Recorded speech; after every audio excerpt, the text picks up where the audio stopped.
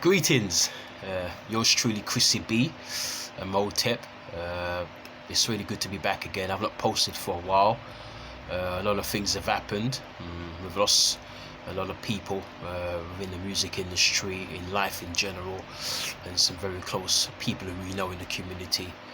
But I'm here to talk about Junior Byles for the time being, because I was urged by people who follow me to speak about Junior Byles.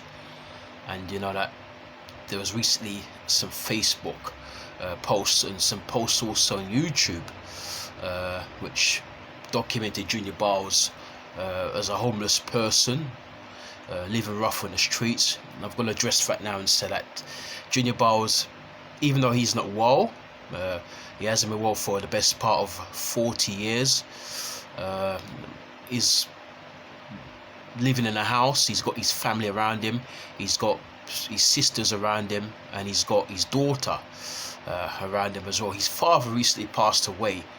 When I say recently passed away, I think his father passed away about 2 years ago, also called Junior as well. He was named after his father, and his father and him were very close. His father told a lot of the stories about him, because Junior Byles, as mentioned, as some of you will know, isn't well, and it's very difficult to get a tune out of him these days. He can speak one or two things, but it's very difficult. Most of the time, if you want things, if you want to interview Junior Byles, you're gonna go through his sisters and his daughter. And before it was his father, but now his father's up there. It's his sister and his daughter, and some very close friends of his. I've got to say, before I go now, I've got to say a big shout out and a big up to, of course, Claude Sinclair, who is very close with Junior Byles, and he looks out for Junior Byles and ensures that Junior Byles is looked after. And he's also got a carer as well, Junior Byles as well. And so we want to say peace and love to all of those who are around him. But he's doing not bad, he's doing okay. And I've got to say once again, I've got to reaffirm this, he's not homeless, he's got a house in Kingston. Junior Byles was born in Kingston in 1948. By the name of Kerry Byles. He was a fireman by trade, and of course while he was a fireman, he was also rehearsing with a group called the Versalites. The Versalites, or the Versatiles. Some people have it down as Versalites, some people have it down as the Versatiles, but it's really the Versatiles. You might still see Versalites, but it's the Versatiles. And between 1967 and 1970, they recorded for Joe Gibbs. Some of Joe Gibbs's first productions in 1967 were done by the Versatiles, which featured Junior Byles and lead vocals. They had hits like "You Just Can't Win" and songs like those. "Spread Your Bed" was another one they did towards the end of the late 60s, and other hits as well. But he went solo in 1970. And as he went solo in 1970, he started recording for Lee Scratch Perry, who was also working for Joe Gibbs as an engineer. Before, when Junior Byles was recording for Joe Gibbs alongside the Versalites, and Lee Perry took a liking to the young Junior Byles, and when he went solo in 1970, Junior Byles, he began working with Lee Perry. This is years before Lee Perry had a Black Ark studio, which used to, of course, make one of the most dominant and prominent studios towards the mid to late 1970s. And Junior Byles recorded for Scratch Perry throughout the 70s anyway. And when the Black Ark emerged around 1973-74, Junior Byles would go there and record songs like Curly Locks and songs like those. Long Way was one of the other big hits he had. One of my favourite songs of all time. We've been a long way. It's an haunting sound, a beautiful sound, and it demonstrates Lee Scratch Perry's Black Ark sound to telling effect. Anyway, they won a singing competition in around 1967, 66 going into 67. Junior Byles leading the Versalites, and then that's when Joe Gibbs took them on and they recorded those songs I mentioned before. You Just Can't Win. Spread Your Bed, I don't believe it was done by Joe Gibbs, it was done by somebody else.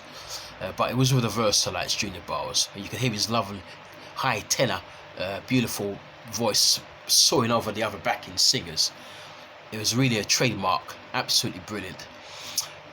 And of course, as I mentioned, they were in a singing competition, and then when Junior Byles left the Versalites in 1970 to go solo, it became conscious, and he started to become embedded in Rastafari.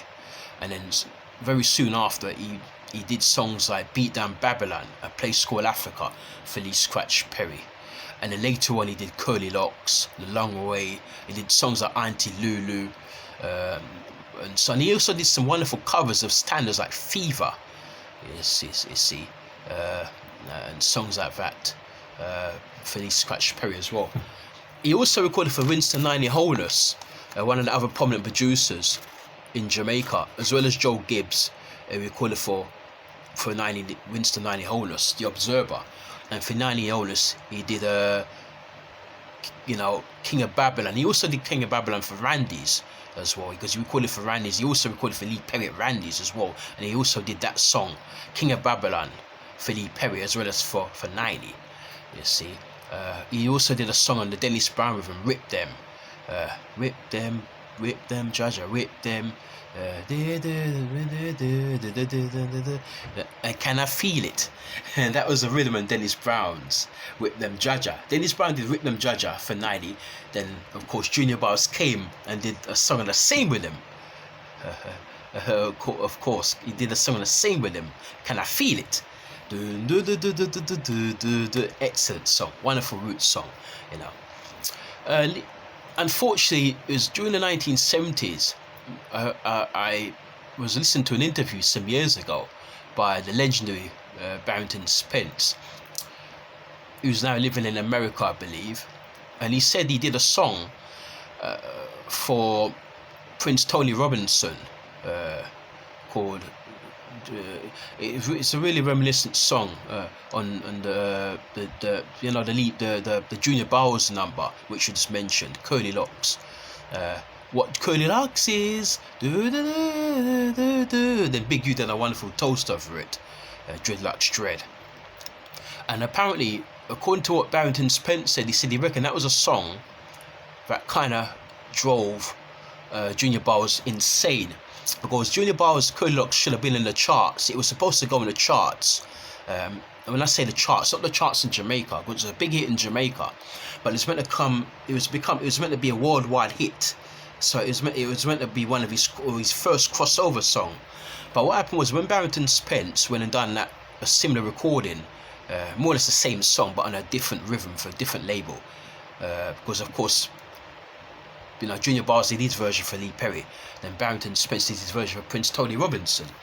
Then that kind of trumped, Junior Byles' version, and then that got Junior Byles insane, because he thought this was his big moment. Then it was stolen. His final was stolen by Barrington Spence, and Barrington Spence said that when his song came out, it was a hit, and it kind of trumped Junior Byles, and he was walking around talking to himself and pacing up and down, and he reckoned that was the first sign of Junior Byles losing his marbles. After that, it was difficult for him to record songs. Apparently, in 1976, he didn't record many songs because he couldn't take it. He was going through a mental issue, and then a lot of the producers and the musicians in the studios, they didn't know how to deal with him because he was coming and going too much. He was walking out the studios. He was acting really, really balmy and off key. And even though the talent is there, the talent is immense. His mental illness, his mental situation was not stable, and so he didn't record. I was even hearing that there were some songs he started and he couldn't finish them because of his mental illness, he wasn't able to sit down for long. He had to get up and move around, and it was difficult for producers and for musicians and fellow artists to deal with him at that time, because he was really, really in a bad state. And that's why after, say, 1975, his recordings were somewhat sporadic. They were really scattered, you see. The thing is, I heard some years ago that Winston 90 Holness, the great producer, recorded those songs, some of those songs I mentioned before, like Can I Feel It, or one or two other songs. Apparently, he saw Junior Byles eating out of bins. It seemed like he was walking around destitute at that time. And when Winston 90 Holness saw him eating out of bins, because he worked with Junior Byles before, he took him back into the studio and did some more songs with him. and then to be able to put some money in his pocket. But even though at that time Junior Byles was not quite stable, because Winston and Holness loved him and he worked with him before and he made hits for him, he said, I'm going to give you another chance. I'm going to see if we can help you out here. And he did. He outstretched his hand. And I think Junior Byles got some songs with a bit of a struggle because he was really not well. He got some songs recorded and was able to make a bit of money and survive for a bit. But I'm hearing stories and conflicting reports that Junior Byles hasn't received any royalties from the likes of Lee Perry. And I can't deny or confirm this, but all I do know, he's being looked after. And I saw something on YouTube I think about a month ago. We're now on April the 1st, Wednesday, April the 1st. Yeah, this is about maybe 1 month to 6 weeks ago. I saw something on YouTube that Bounty Killer donated 300,000, I think, Jamaican dollars to the great Junior Byles. And then I heard that other charities have put some money up for Junior Byles to look after him. And he got rewarded a lifetime achievement in reggae. I think he got rewarded at some time. I think it might have been last year as well. So the establishment and the industry are looking out for him, and they're ensuring that he's, things are being addressed slightly. He's getting his awards, he's getting money. I'm believing that Trojan Records, because he done some albums for Trojan, he done an album or two for Trojan and for Lee Perry, which is most of the songs he done for 90 and for Lee Perry. And the songs he done for Joe Gibbs when he was with the Versalites are now being put on, especially Trojan compilations, as well as other compilations like Heartbeat Records, for example, were based in America. He did some songs which was released on Heartbeat, and they're paying him royalties as well. He's also been lined up on bills, performing at concerts, and of course, most of the money that a lot of artists earn is from concerts. It's not really from songs and albums, it's from touring, gigging and performing at concerts and so on. And he's written a lot of songs. He wrote Cody-Locks, and the Cody-Locks is really sampled a lot and covered a lot. So I believe from that alone he would make money, because he was a songwriter. I believe actually, to be totally 100% certain, I believe Lee Perry wrote it with him. The two of them are joint writers of the song, because he wrote some of the song and Lee Perry, because if you look at the credits and some of the albums, it's actually, when you see the song Cody-Locks, underneath it, it's got JB or J Byles, and it's got /L Perry. So I think they both wrote that song together, because Lee Perry's also done some version of that song where he sings it himself. But I believe there's a joint ownership of the song between Lee Perry and Junior Byles, who wrote Cody-Locks. But Fade Away was written by him, and Fade Away's been sampled. I heard some recent modern day contemporary artists covering covering Fade Away. And so he will get royalties for those songs and other songs he's written as well. And songs of the Versalites, some of them have been sampled, have been sung over, have been performed in public by various other artists and so on. And he will get definitely royalties from those songs, as well as the albums that he's put out. And I'm hoping that, he gets more what's coming his way, because he thoroughly deserves it. And now he's in a time of need. He thoroughly needs that. He's got a care who looks after him as well. And as I mentioned before, Claude Sinclair, Claude Sinclair's got a heart of gold. He really is looked out for Junior Byles. Before I forget, please subscribe to our videos. Chrissy B Imhotep, spelled CHRISSYB. So CHRISSY space B space Imhotep. And click the red subscribe button down the bottom. Like all of our videos, like them, make your comments down below, share them if you can as well, they're much appreciated. And so yes, and so there you have it with the great Junior Byles. I'm writing a book very soon, and he's going to be in a book, Junior Byles, and so look out for that. As time goes on, I'll speak more about it and let you all know where we're at with that. But Junior Byles is very much doing well. Yes, he's not well. What causes mental illness, I'll never know. I know that he shakes a lot and he slurs his speech.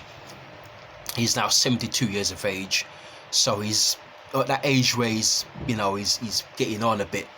Even though he's not old, he's not like he's 90, but he's 70 odd, he's moving to that way. But he's pretty much, apart from the mental illness, he's in pretty good health. He's not sick or anything, any other illnesses that I know, but it's just a mental illness that he's got, which he's had for 40 odd years, and ever since then, his recordings have been very up and down and very sporadic. But the prime of Junior Byles is in the 70s when he recorded for Scratch Perry and for 90. And he also recorded back for Joe Gibbs as well. He went back there towards the end of the 70s and done a so-called dreadlocks time. You see, he also did Heart and Soul for Joe Gibbs in the late 70s as well. So people at 90, Winston 90 Onus, the great producer, and Joe Gibbs, the great producer, late and great now because he passed away about 10 years ago or more, looked out for Junior Byles when he was going through depression and his early stages of mental illness. So we're going to say big up to Joe Gibbs and his family. I know Joe Gibbs has passed away, but thanks for helping out Junior Byles when he was at his lowest ebb. And also 90, he was still very much alive. Another great and legendary producer who looked out for Junior Byles when he was eating out of bins and living rough. Now he's got a nice house. He's got his daughter who comes and visits him. He's got his sisters. His father's passed away, which is sad because he's very close with his father. But he's got a carer. He's got the likes of Claude Sinclair who looks out for him, and other people who are close to him who look out for him as well. So brothers and sisters, you take care of yourselves. If you've seen the Junior Byles album in the shops and you don't have it, please buy it and try to help out any little way you can. I've done my bit and I'm still doing my bit. Of course, you take care of yourselves and each other. And once again, don't forget to subscribe to our videos at Chrissy, Imhotep, and share them and like them. Peace out. Bless you, love.